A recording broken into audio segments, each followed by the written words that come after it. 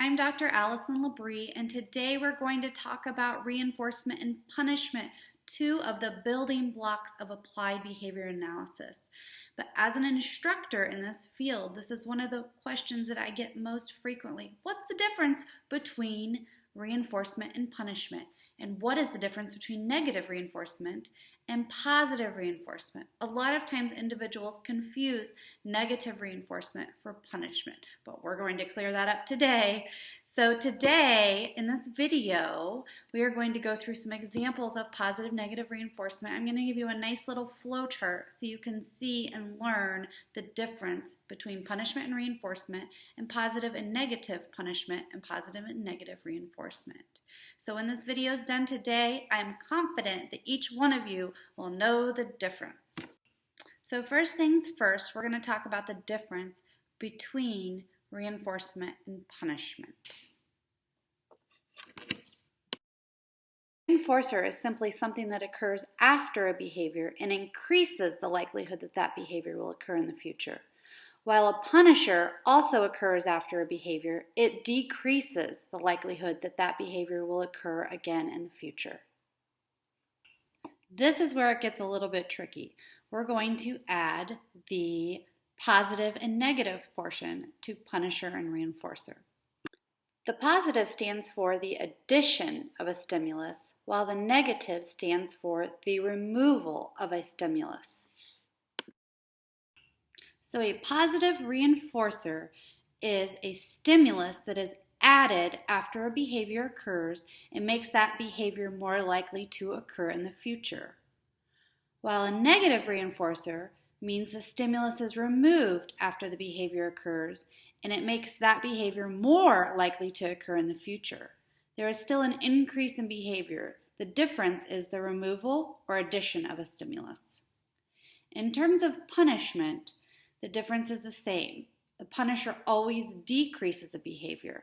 A positive punisher means that something was added after the behavior occurred and makes that behavior less likely to occur in the future.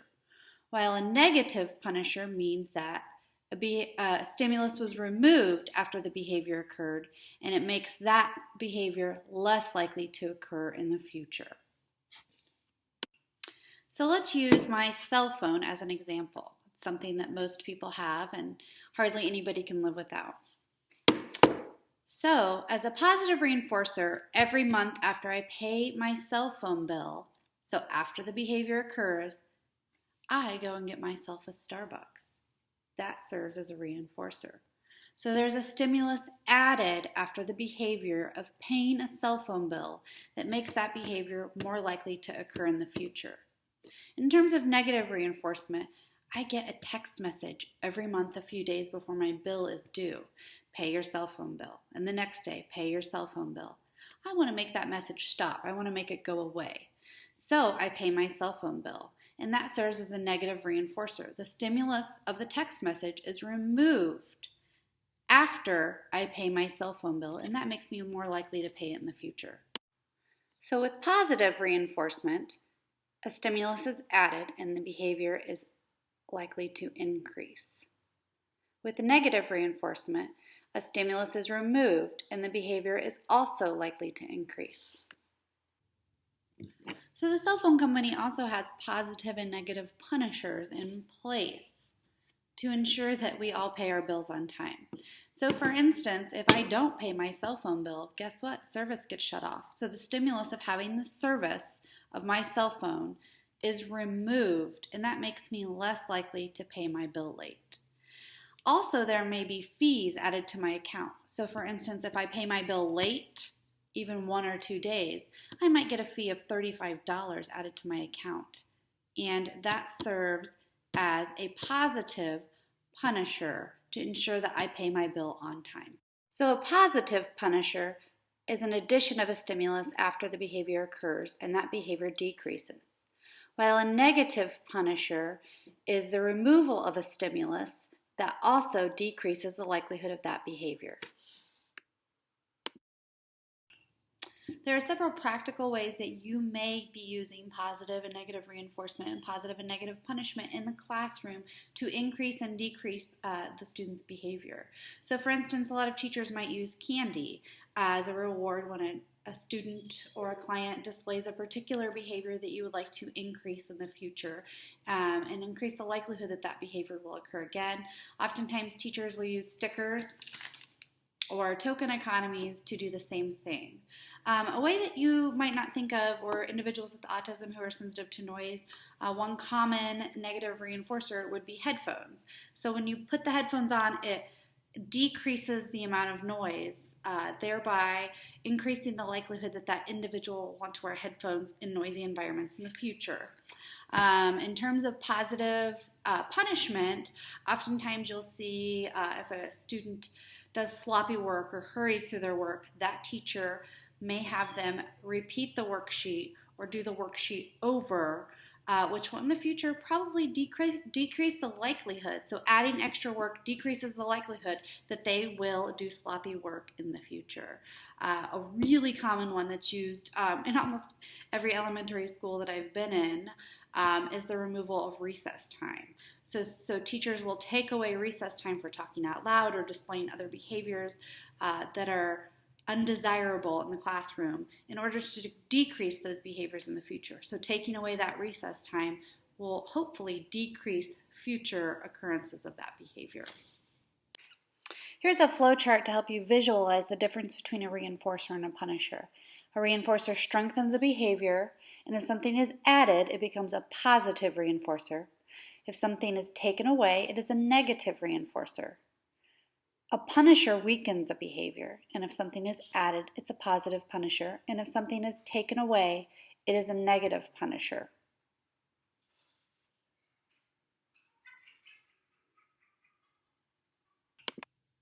All right, now it's your turn to practice.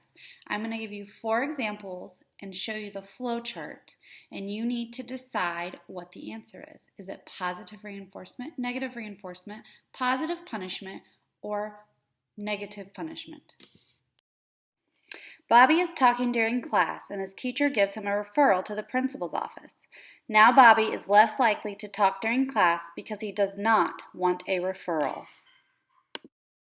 Okay, use the flow chart to decide if this is a punisher, reinforcer, positive, or negative.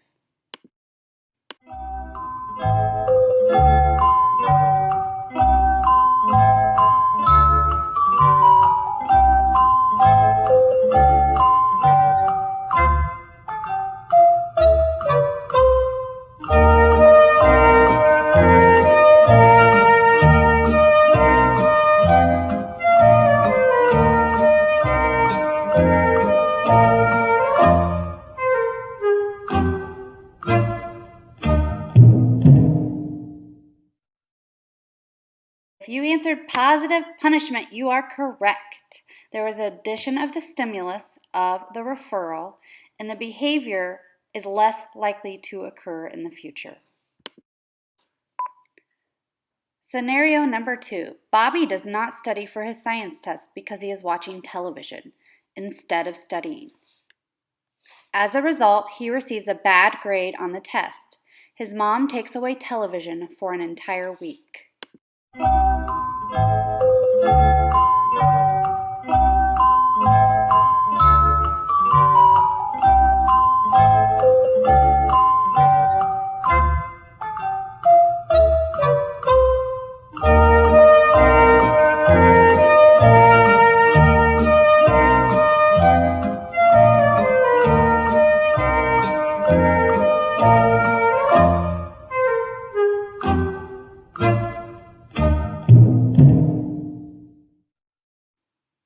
The answer to this one is negative punishment.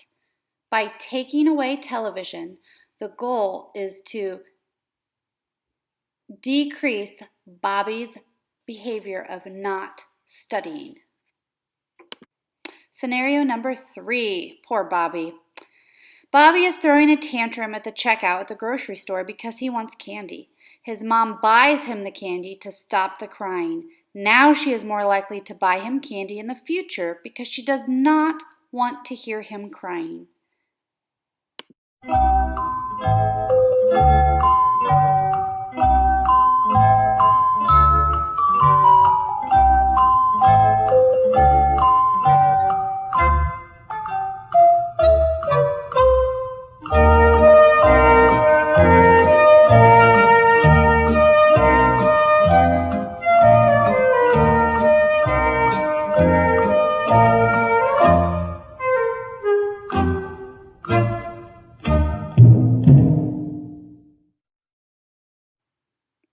This was a tricky one. The answer is actually negative reinforcement because Bobby's mother's behavior of buying him candy increases because she would like to stop the stimulus of his crying.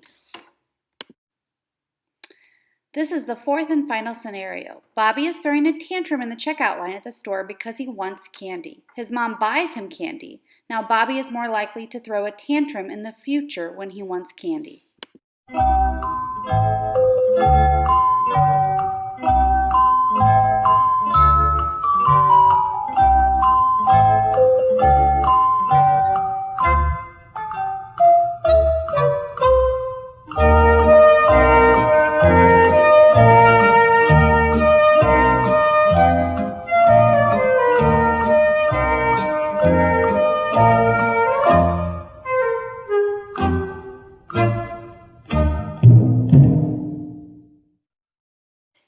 This is the classic example of positive reinforcement.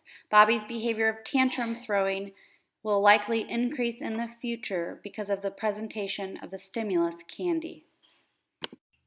Thanks for joining me today to learn about reinforcement and punishment. If you have any questions, just shoot me an email.